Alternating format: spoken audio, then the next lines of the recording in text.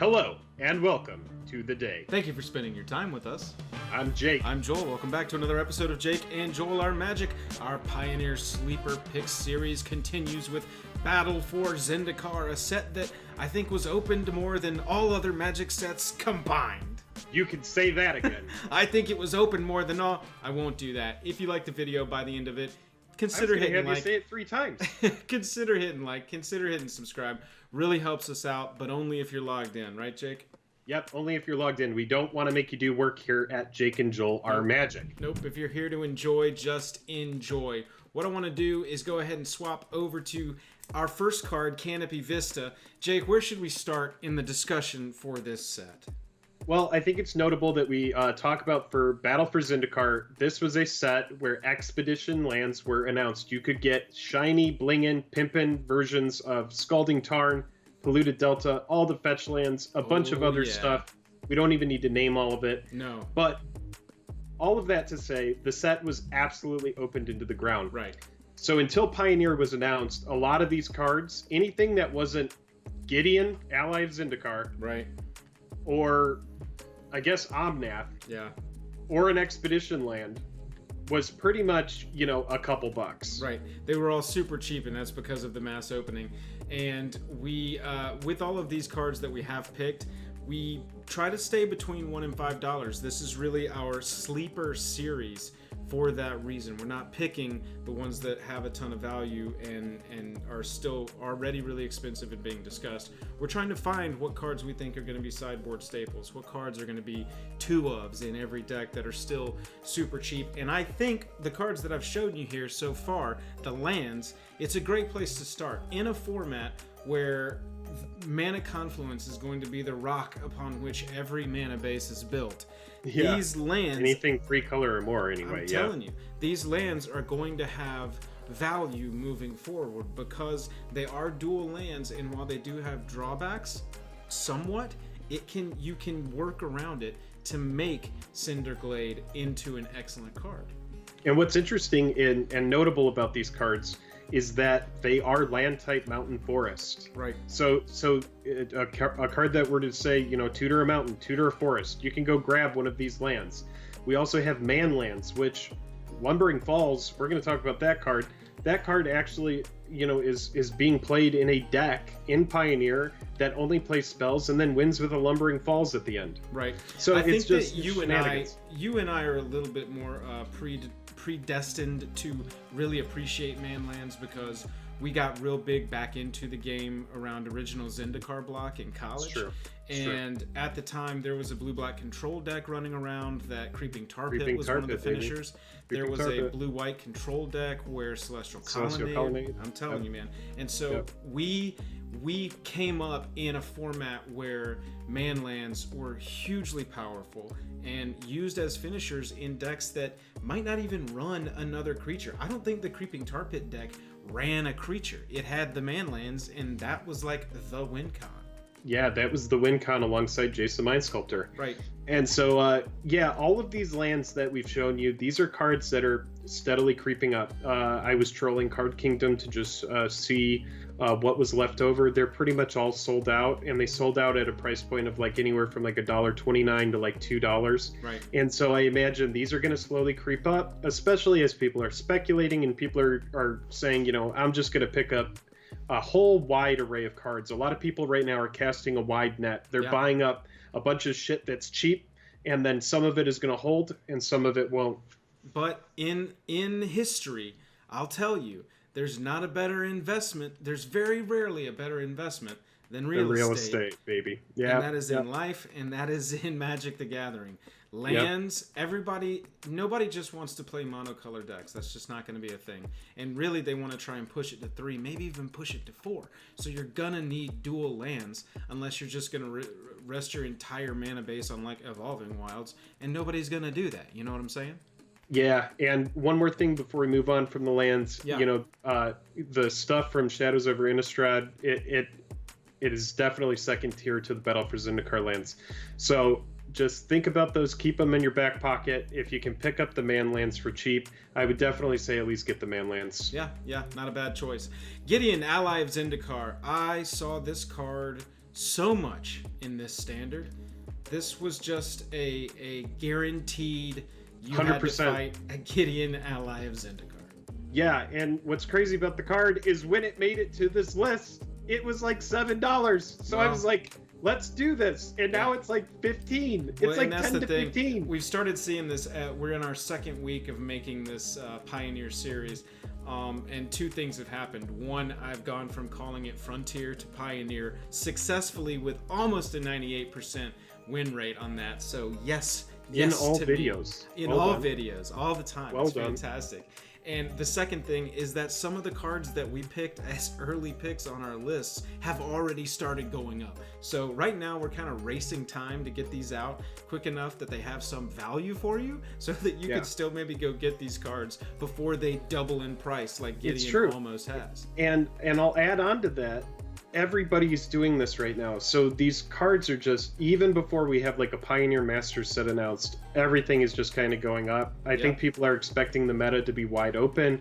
I don't think people are expecting a lot of bans initially. I do think people are expecting a couple bans, maybe like the Saheeli Cat combo. Right. But I think Wizards, is going to want to let the format breathe. They don't want to upset a bunch of people who, may have went out and bought cards. I know that in the end of the day, they don't really care. But it's just, some of these cards are going to keep going up. They're going to keep going up. Absolutely. I mean, they're not going to guarantee reprint them.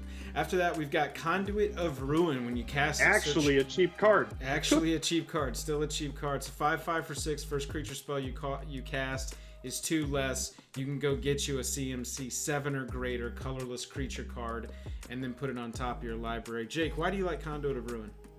I think it's a really cute enabler for big stuff, man. Yeah, absolutely. If you've got some kind of Mana Rocks early Tron-ish strategy going, which I've already kind of started seeing whispers, somebody made 11 mana on turn 2 against Saffron Olive on a stream the other day.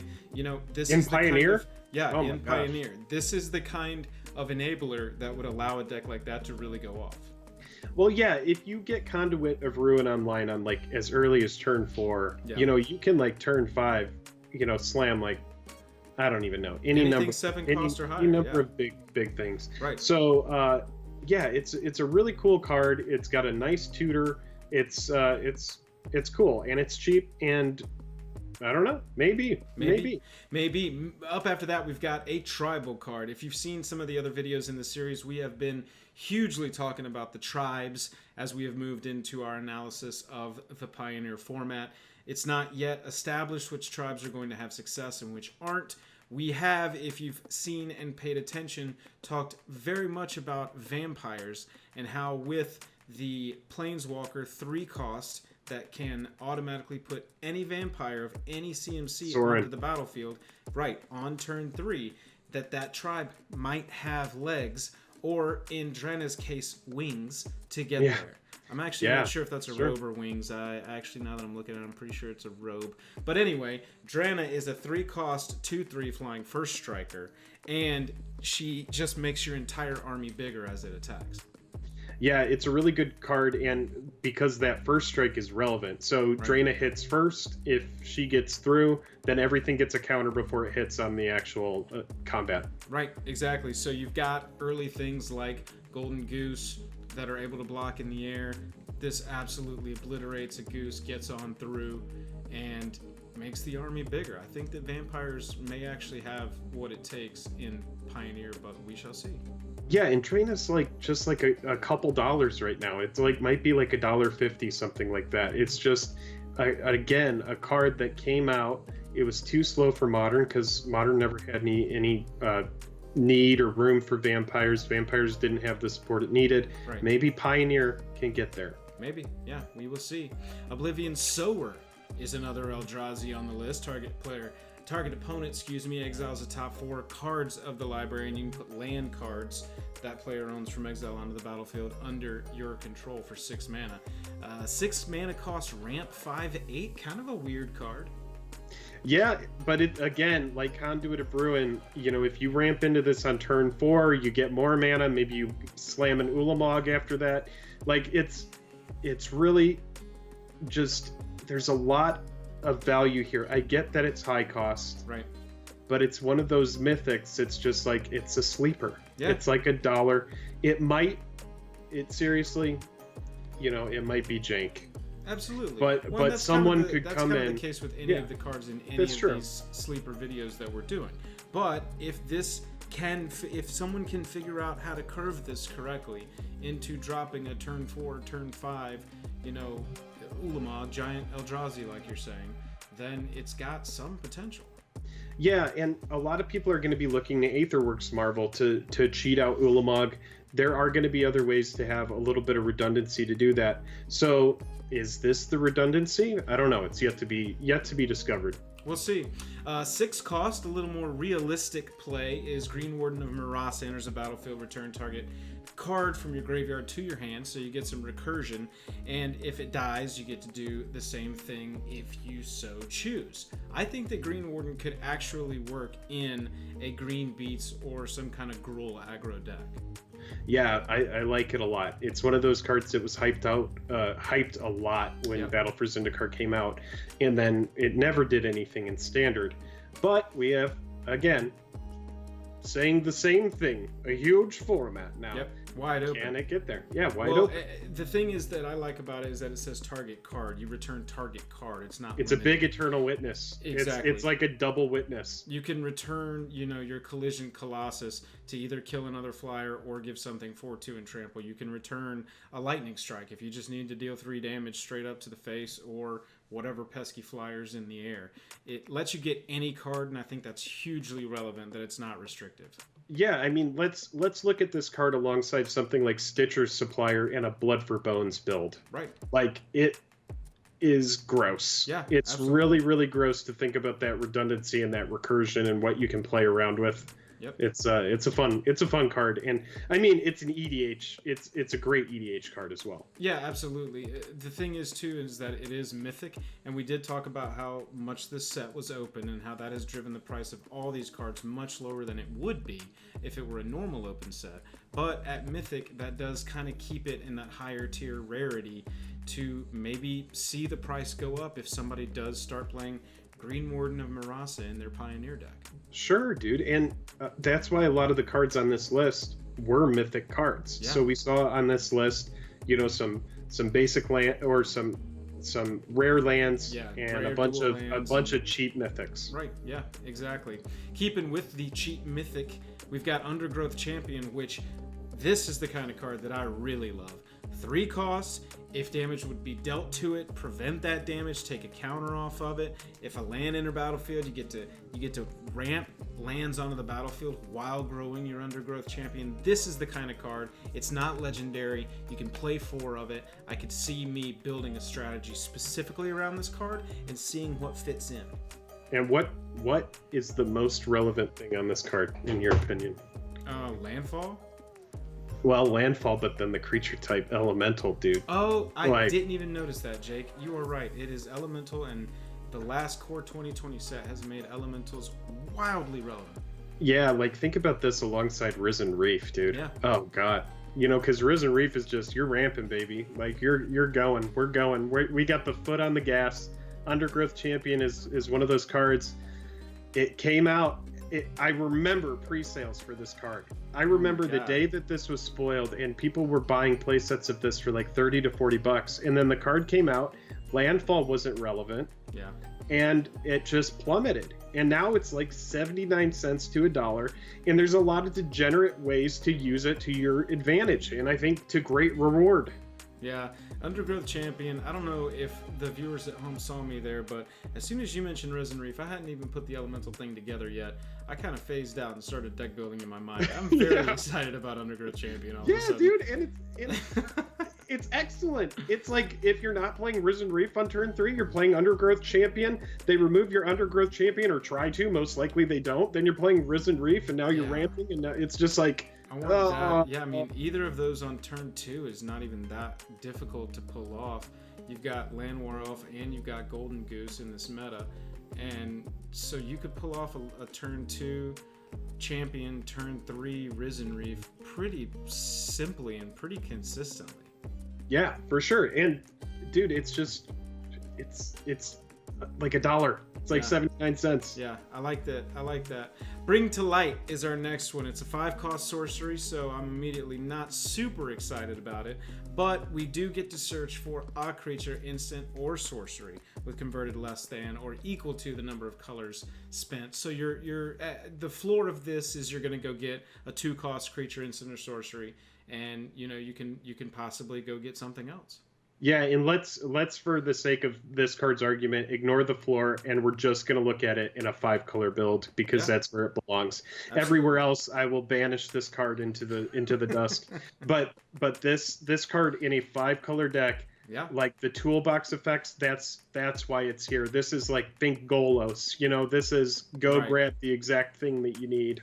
Yeah, that is really where it would need to be, because you do get to search your entire library. I think that's relevant. It's not look at the top 10 or look at the top, where X is the number spent, any of that kind of garbage. It does let you search your entire library, so that's nice. Exile it and cast it for free.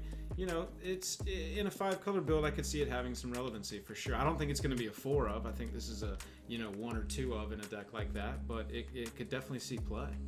Yeah, I like to think of it in maybe like a 5-color deck that's running Teferi, and you're casting this on their EOT to grab a time wipe and just destroy the whole board. Sure.